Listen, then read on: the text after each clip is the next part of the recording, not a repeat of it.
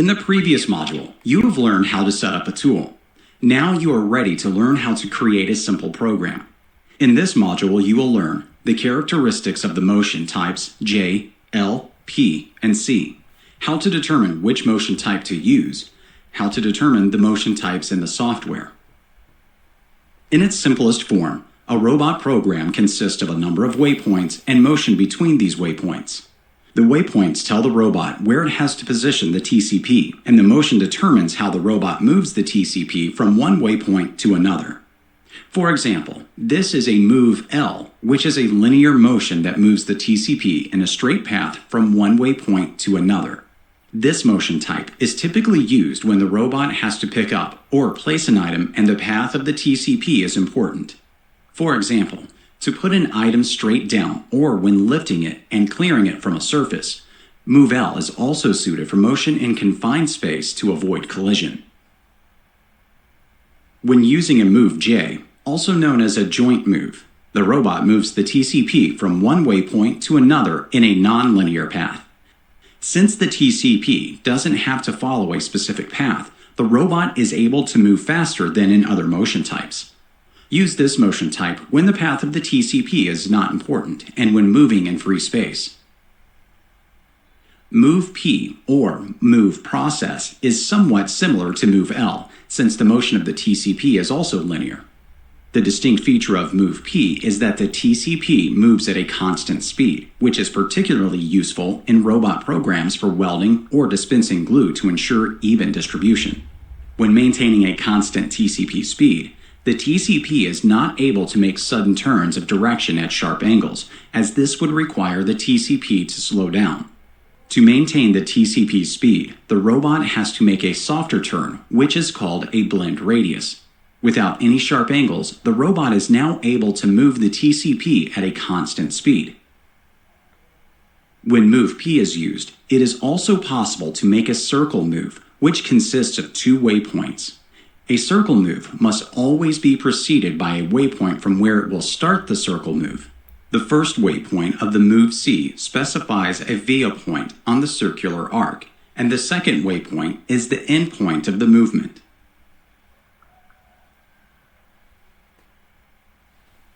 Let's do some exercises to train you in choosing the most suitable motion type.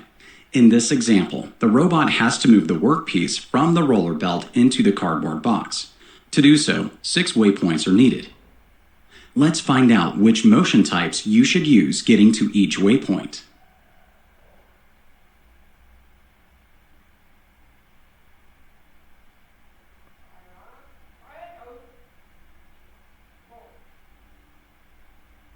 Which motion type should you use to move the robot from its current position to waypoint 1?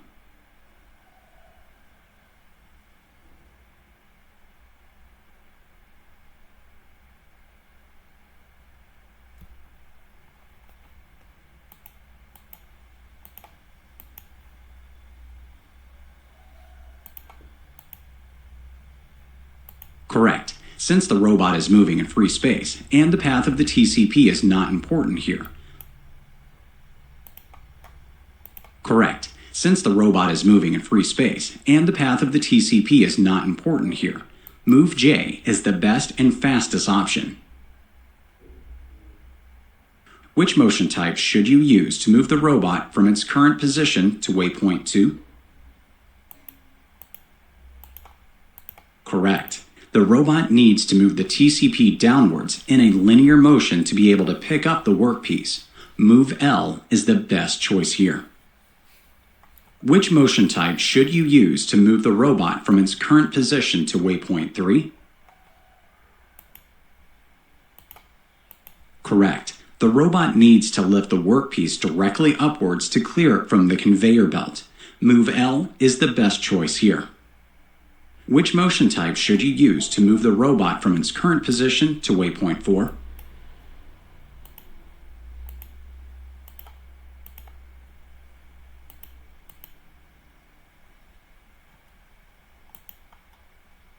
Correct. The robot is moving in free space and the path of the TCP is not important.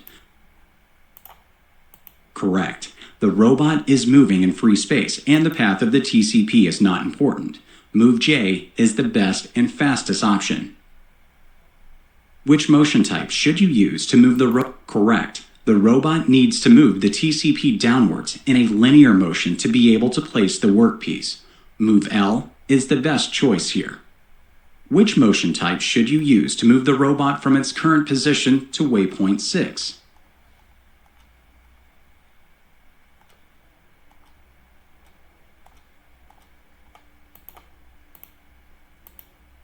Correct. The robot needs to move directly upwards to stay clear of the workpiece.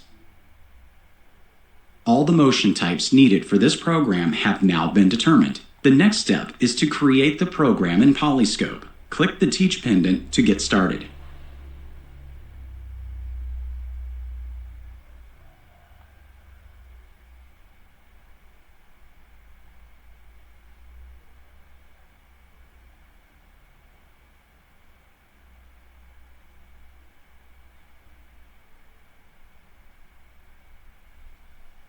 To the left of the Structure tab, you'll see the Program tree, which is where you insert commands to build your robot program.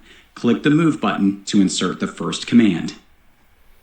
A Move J and a waypoint are now inserted in the program tree. Next step is to input the physical location of the waypoint. Click the waypoint in the program tree to do so.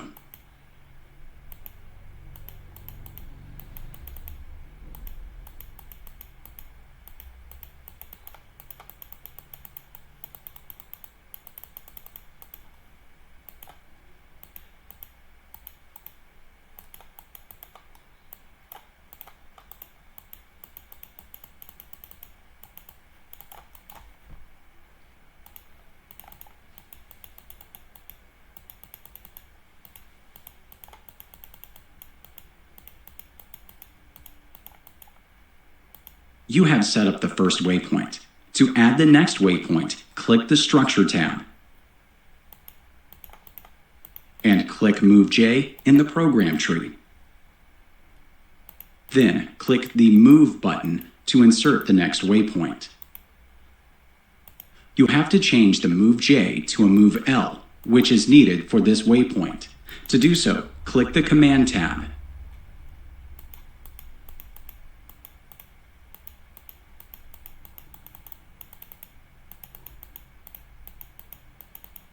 And click the drop-down menu in the upper right corner.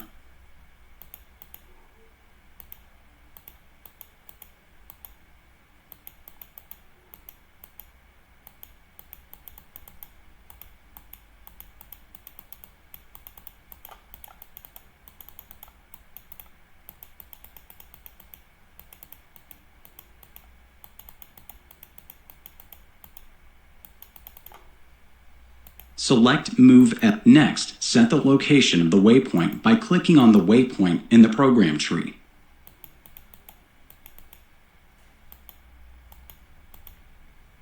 And then click Set. Drag the robot to the next waypoint and click the Teach pendant icon afterwards.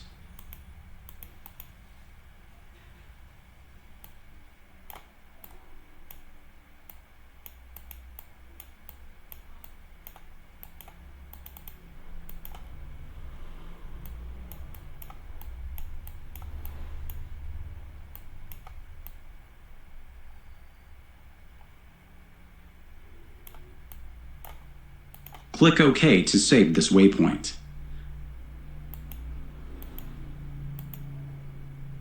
The third waypoint is also a Move L. To add another waypoint of the same type, click Add Waypoint after.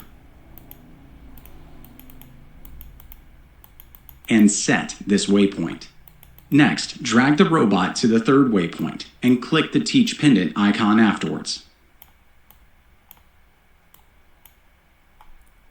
Click OK to save this waypoint. Now you have set up waypoint 3. The next motion you need is a Move J. Click the Structure tab.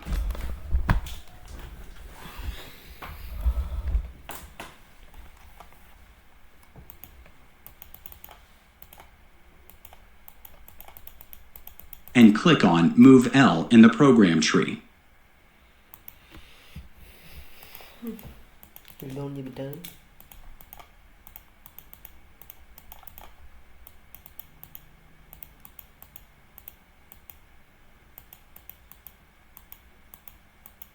Now click the Move button to insert another move.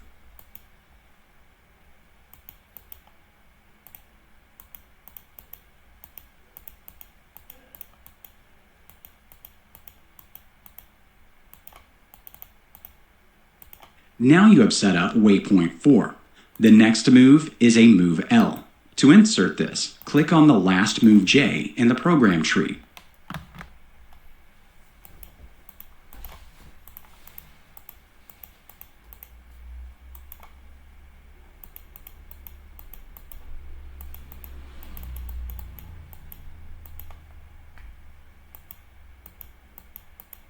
And then click the Structure tab.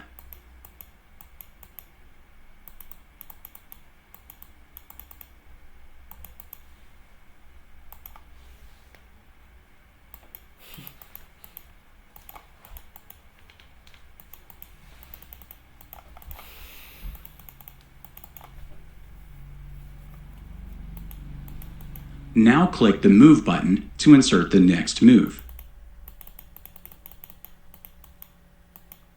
To change the move J to the move L that is needed for this waypoint, click the Command tab. Next, click the drop-down menu in the upper right and select Move L.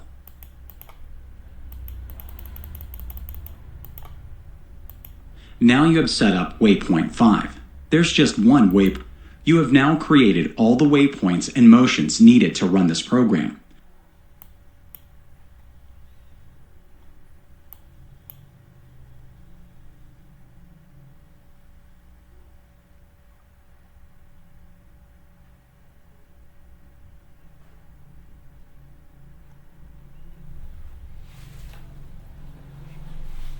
Let's do another exercise.